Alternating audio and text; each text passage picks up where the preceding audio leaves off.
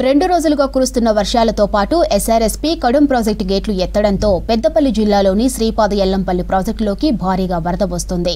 SRSP నుంచి 2,50,000 క్యూసెక్కులు, కడెం నుంచి 6,348 క్యూసెక్కులు, ఎగువ ప్రాంతాల్లో కురిసిన వర్షాలతో 1,79,443 క్యూసెక్కుల వరద ప్రాజెక్టులోకి చేరుతుంది.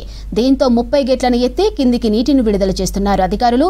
ఇక గోదావరిలోకి 4,21,380 క్యూసెక్కులు, హైదరాబాద్ మెట్రో సిటీకి 290, ఎన్టీపీసీ పవర్ ప్రాజెక్ట్ 121 క్యూసెక్కుల నీటిని పంపిస్తున్నారు.